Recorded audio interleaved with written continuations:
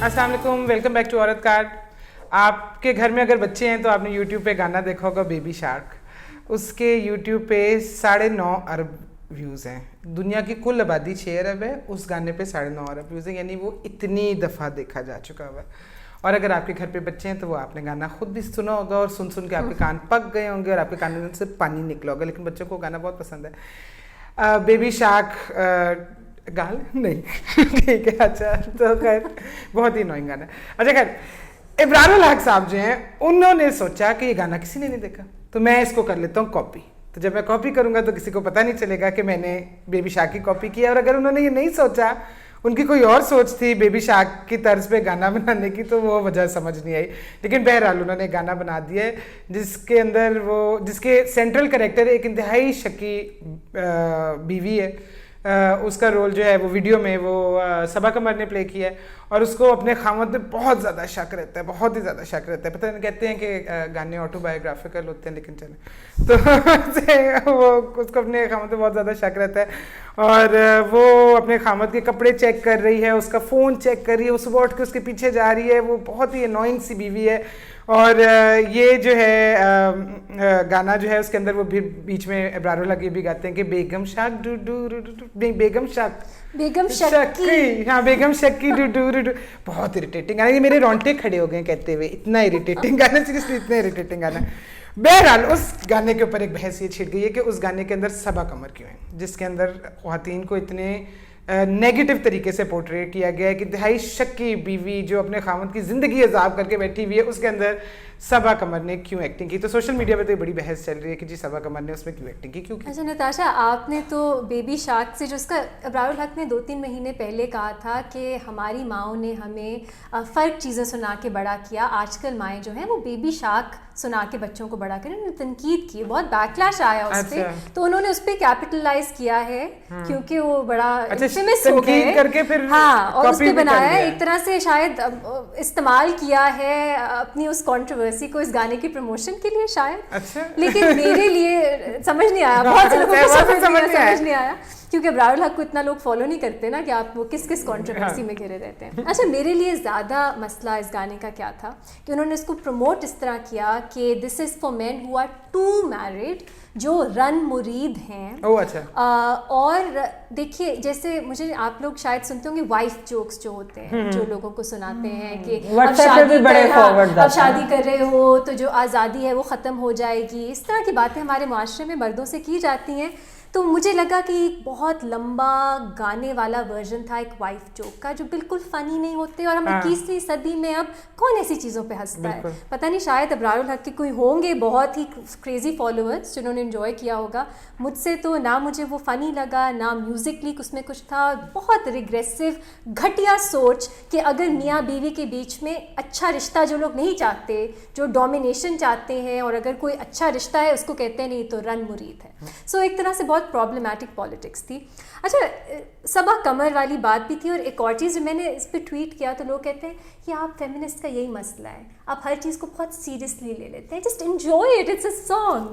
तो आपका क्या ख्याल है, हम फेमिनिस्ट क्या बहुत सीरियस हो जाते हैं ऐसी चीज़ों के बारे में? इट्स जस्ट अ सॉन्ग, नहीं क्रिटिक करनी चाहिए। इसको बहुत अच्छा लगा था, इसने गाड़ी में बजाया हुआ था। हाँ, मुझे बिल्कुल भी नहीं। तुमने जाया तो मुझे तुम्हारे बच्चों ने बताया। नहीं, देखो आजकल के ज़माने में मतलब कि जिस मी टू मूवमेंट भी आई है, आजकल बड़ी प्रोग्रेसिव किस्म की हम देख रहे हैं, बॉलीवुड में भी हॉलीवुड में भी मूवीज़ बन रही हैं। आजकल के ज़माने में इस किस्म की का गाना, इस किस्म की स्क्रिप्ट, इस किस्म की स्टोरी लाइन मुझे नहीं समझ आती कि क्यों कोई औरत या कोई फीमेल एक्टर या एक्ट्रेस जो है वो इस किस्म का कोई रोल लेना चाहेंगे। मुझे नहीं समझ। अब मुझे याद है एक दफ़ा ये भी कहा जाता था, पुरानी हम बॉलीवुड की मूवी देखी तो हम कहते भाई ये इसमें वाकई में क्या हो रहा है, इस मूवी में ये हमने क्यों देखी थी, बहुत ही रिग्रेसिव लगती है, जैसे दिलवाले दुल्हनिया ले जाएंगे। लेकिन वो ज़माने में बनी थी, उस वक्त इस किस्म की बातें नहीं हो रही थी। अब आप इस किस्म के रोल लेना, इस किस्म की अवेयरनेस, इस किस्म की जिस किस्म की कॉन्वर्सेशंस हो रही हैं पूरी दुनिया में ख़वातीन के हकूक़ के बारे में, पाकिस्तान में अजीब सा लगता है मुझे कि सबा कमर साहिबा ने ये रोल क्यों लिया और क्यों मानी वो ये बेबी शार्क वाली वीडियो करने में? बेगम शार्क, बेगम शार्क, बेगम शार्क सॉरी नाम लेने से आपको मुझे रोंगटे खड़े हुए थे। तो अच्छा, मेरा वैसे इसमें थोड़ा सा पॉइंट ऑफ व्यू है कि आर्ट में आप हाँ, आर्ट कुछ ऐसी भी होती है जिसमें दिखाया जा रहा है। मैंने एक वीडियो देखी थी, वो किसी इंडियन सिंगर की थी, जिसके अंदर उसने अपनी बीवी को या गर्लफ्रेंड को जो भी है उसको मार मार के वो कत्ल ही कर देता है। तो सुबह उसका भूत बेचारी का वापस आया होता है उसके पास, और वो बस उसको दिखाती है कि मैं मर गई हूँ, फिर वो चली जाती है। मतलब ये वाकई मुझे प्रॉब्लमेटिक लग रहा था, और इसके अंदर इस गाने में भी प्रॉब्लम थे। लेकिन is it really that problematic? Is it? Yes, it is. अच्छा देखिए, मैं ये कैंपेन नहीं करी कि इस गाने को आप बैन करते हैं, वो एक फ़र्क चीज़ है। मेरा ख्याल है मैं इसको आर्ट नहीं कहूँगी, वैसे ये आर्ट बिल्कुल नहीं थी, एक बुरा वाइफ जोक हाँ, था। गाना तो बहुत बुरा। लेकिन चलिए, कुछ लोग शायद बहुत लिबरली इंटरप्रेट करते हैं आर्ट को, उनकी नज़र में ये आर्ट होगी, तो मैं तो ये नहीं कह रही कि बैन करें, लेकिन तनकीद करना हमारा हक है। और आर्ट जो है या आपका पॉपुलर कल्चर जो है, आपकी एंटरटेनमेंट इंडस्ट्री, चाहे आपकी फिल्में हों, आपके ड्रामे हों, आपके गाने हों, वो एक सोसाइटी को इफ़ेक्ट करती है, इन्फ्लुएंस करती है। तो आप ये नहीं कह सकते कि नहीं इट्स जस्ट अ सॉन्ग, इस पर तनकीद ना करें। तो मैं बैन के हक में नहीं हूँ, लेकिन तनकीद, और मेरा ख्याल है पाकिस्तान में ज़्यादा कल्चर होना चाहिए कि आप ये जो एंटरटेनमेंट इंडस्ट्री है इसको एक फेमिनिस्ट पर्सपेक्टिव से, एक फेमिनिस्ट लेंस से देखें कि जो हम सारे मुआशरे में देखते हैं डिस्क्रिमिनेशन, ख़वातीन के ख़िलाफ़ जो सारी ये स्टीरियोटाइप्स हैं, ये एंटरटेनमेंट इंडस्ट्री किस हद तक उसको रीइंफोर्स करती है, प्रमोट करती है, हमें इसकी ज़्यादा ज़रूरत है इस क्रिटिक। मुझे लगता है हमारी एंटरटेनमेंट इंडस्ट्री थोड़ा सा शायद डरती भी है फेमिनिस्ट, हाँ, एक नेगेटिव कॉनोटेशन से। लेकिन जिस तरह रीमा आपने जो अभी ये सवाल उठाए हैं एंटरटेनमेंट इंडस्ट्री पे और बाकी सारा के इन्फ्लुएंस करती हैं, ये एक बहुत इंटरेस्टिंग किताब मैं आजकल पढ़ रही हूँ, invisible women exposing data bias in a world design for man. ये कैरोलाइन क्रेडो पेरेज हैं, उन्होंने ये किताब लिखी है, और उन्होंने इसके अंदर बहुत सारी इस तरह की एग्जांपल्स दी हैं कि जिस तरह अगर किसी फिल्म के अंदर मेल लीड है तो he gets to spend twice as much time as the women in the movie, unless के फीमेल लीड हो और उस तरह बनी हो। तो वो कहती हैं, उन्होंने बहुत सारे सवाल जो है, बहुत इंटरेस्टिंग है किताब, अभी जब हम ख़त्म करूँगी तो फिर इसका रिव्यू भी कोई करेंगे। उन्होंने कहा कि हेड्स ऑफ स्टेट अगर आप देखें हमें आदमी नज़र आते हैं, आप गवर्नमेंट्स देखें हमें आदमी नज़र आते हैं, आप कॉरपोरेशंस देखें हमें आदमी नज़र आते हैं, आप ग्लोबल प्लेयर्स देखें हमें आदमी नज़र आते हैं। और ये बात सच है। मैं कुछ दिन पहले एक रेडियो शो के ऊपर ये सुन रही थी, उन्होंने प्राइवेट एक्विटी के बहुत बड़े एक हैं माहिर, उनकी बात हुई तो उन्होंने ये कहा कि हाँ इस गेम में आदमी ही हैं, यानी कि फिर उन्होंने कहा कि टेक्नोलॉजी, इस किताब के अंदर ही उन्होंने बात की, उन्होंने कहा कि न्यूज़ मीडिया के अंदर उन्होंने एक 2015 की जो रिपोर्ट है ग्लोबल मीडिया मॉनिटरिंग प्रोजेक्ट की, उसके अंदर था कि women make up only 24% of the persons heard, read about or seen in a newspaper, television and radio news exactly as they did in 2010।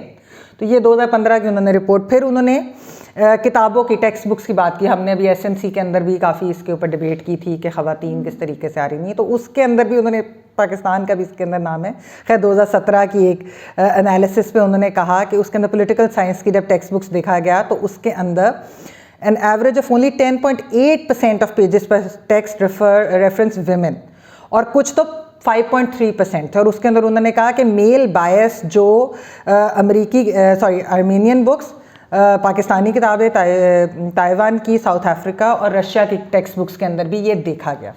फिर उन्होंने ये भी कहा, उन्होंने कहा कि हमारी दुनिया जो है वो डेटा बायस की बात करें तो उन्होंने कहा हमारी दुनिया डिज़ाइन ही इस तरह की गई है कि ऐसे लगता है कि जैसे वो आदमियों के लिए, यानी अगर किसी ऑफिस के अंदर कोई शेल्फ से चीज़ निकालनी है तो ख़वातीन की हाइट कम होती है, तो वो डिज़ाइन ही आदमियों के लिए की गई कि वही हाथ करके निकालेंगे। अगर गाड़ियों की सेफ्टी मेजर्स के लिए की गई तो वो फीमेल बॉडी के मुताबिक नहीं किए गए डिज़ाइन। और अगर इवन जो मेडिकल रिसर्च हो रही है उसके अंदर भी औरतों के ऊपर नहीं, यानी कि अगर हार्ट डिजीज़ या इस तरह की चीज़ औरतों के लिए वो एटिपिकल समझी जाती है।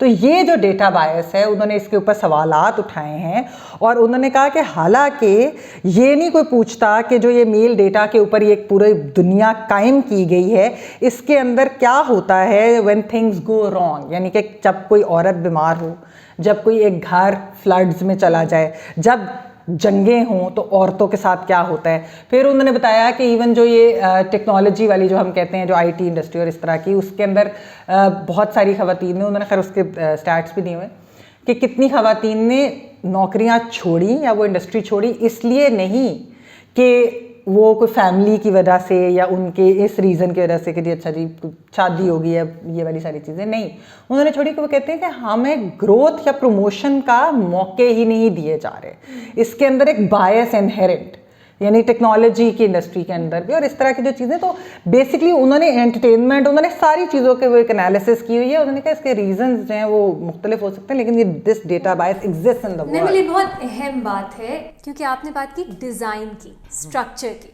तो फेमिनिज्म क्या है? वो एक मूवमेंट है, एक पॉलिटिकल मूवमेंट है, एक सोशल मूवमेंट है जो इन स्ट्रक्चर्स, इस डिज़ाइन को क्रिटिक करती है। ये कोई कोइंसिडेंस नहीं है कि ख़वातीन जो हैं उनको हकूक़ नहीं मिलते या वो ऑप्रेस्ड हैं। तो हम ये देखते हैं कि हमारी जो सेलिब्रिटीज़ हैं वो ये कहती हैं हाँ हम वुमेन्स राइट्स पे यकीन करते हैं, लेकिन हम फेमिनिस्ट नहीं हैं। तो वो इस स्ट्रक्चर की, इस डिज़ाइन की बात नहीं करना चाहते, लेकिन वो कहते हैं हम सिर्फ हाँ इक्वल राइट्स होना चाहिए। हमने औरत मार्च की जो वीडियो की थी उसमें भी हमने ये बात की थी कि एक अच्छे हकूक़ होते हैं ख़वातीन के, उसमें हर कोई कहता है हाँ हम ख़वातीन के हकूक़ पे यकीन करते हैं।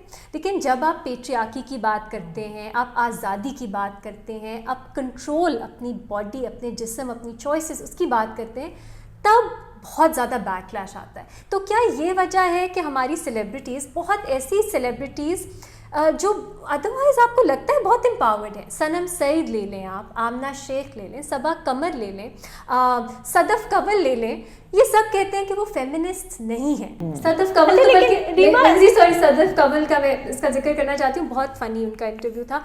वो उनको होता है कि पाकिस्तान में ना बहुत से लिबरल्स आ गए हैं और फेमिनिस्ट आ गए हैं और उन्हें पता ही नहीं होता कि उनके हस्बैंड्स की जो सॉक्स हैं, जराबें हैं, वो कहाँ पड़ी हैं। तो सदफ कंवल की तो ये मसले है। सही बात, ये बहुत बड़ा मसला होता है। मर्द रात को नहीं पता होता कि यहाँ पर ना रीमा जिस तरह एक लिबरल का वर्ड जो है ना वो एक नेगेटिव कॉनोटेशन हो गया, वही फेमिनिज्म के साथ।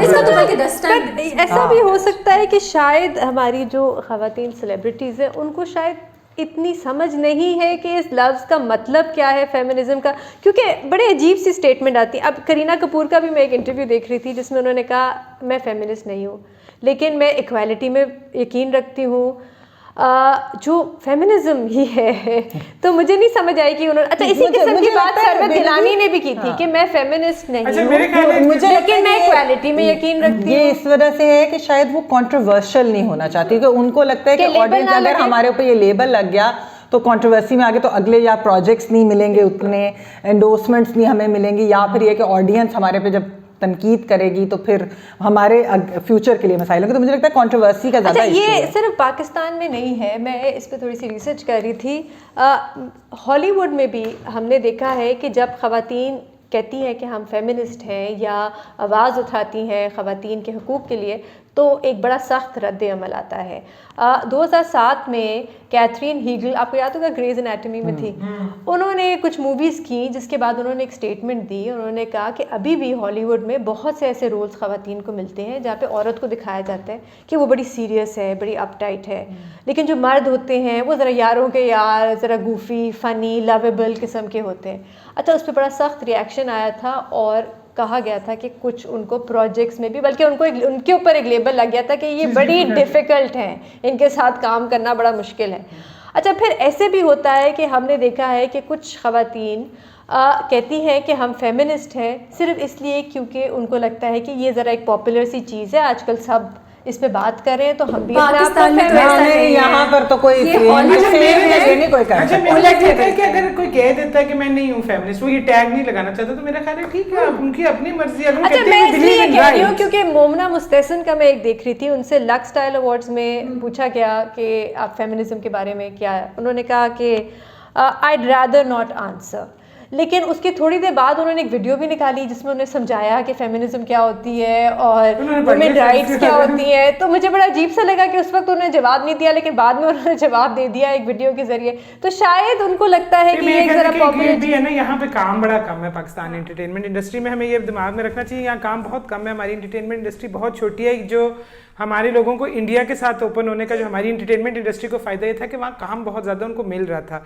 तो यहाँ पे वही थोड़ा सा काम है, उसके लिए 500 लोग खड़े हुए हैं लाइन में, आप खामोश रहना ही बेहतर समझोगे कि ताकि आपको वो काम मिल जाए। और ये स्ट्रेटजी भी है। एक और भी चीज़ है कि ये जो जेंडर न्यूट्रल टर्म, जिस तरह अभी देखिए क्रिकेट के अंदर बैटर्स का जब इस्तेमाल शुरू हुआ तो उसके ऊपर भी बड़ी तनकीद आई लोगों की तरफ से कि क्यों ये लफ्ज़ इस्तेमाल किया जा रहा है। तो ये लोगों को बड़ा उसका कि नहीं ये इस तरह के ही होने चाहिए। मतलब अगर चेयरमैन को अगर चेयरपर्सन कर दिया है तो वो वाली हाँ स्पोक्स पर्सन कर दिया, इन चीज़ों के ऊपर जो है एक तनकीद आती है, एक रिएक्शन हम देखते हैं। अच्छा, इसी तरह से एक और चीज़ मुझे लगता है ये है कि लोगों के दिमाग में ना पाकिस्तान में और वेस्ट में भी आप ये बड़ा सुनते हैं उनके ख्याल में ना कि फेमिनिस्ट जो होती है ना वो एक चिंगारती हुई एग्रेसिव सी औरत है, ये उसको एसोसिएट कर लेते हैं एग्रेशन से। तो जरूरी नहीं है कि आपका स्टाइल वैसा हो। तो बट मेरा ख्याल ये दुरुस्त बात है। हमारी वीडियोस हम इसके बारे में शो से पहले बात कर रहे थे, हम सब, मैं फेमिनिस्ट हूँ, आप फेमिनिस्ट 4 फेमिनिस्ट थे एक टेबल पे, पाकिस्तान में कमी होता है इस तरह।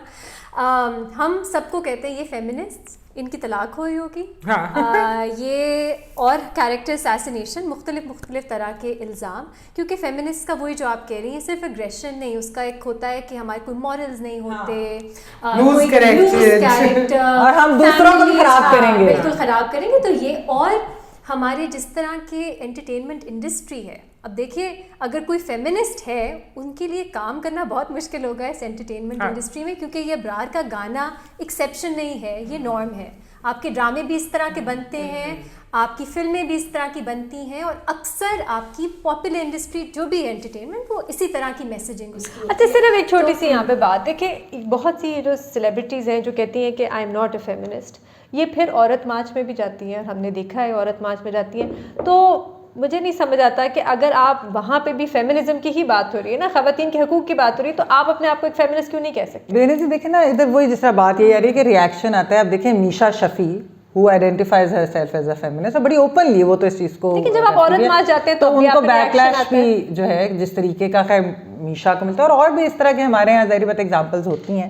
तो ये एक प्रॉब्लम है कि not everybody can take that backlash either. ये भी मेरे ख्याल है आपको वैसे भी शायद लोगों को टाइम देना चाहिए। कॉन्सेप्ट पाकिस्तान में बढ़ाने आए तो मैं एक टाइम तक मुझे अगर कोई कहता था आप फेमिनिस्ट हैं तो मैं कहती थी नहीं, मुझे पता ही नहीं, मैं नहीं हूँ फेमिनिस्ट।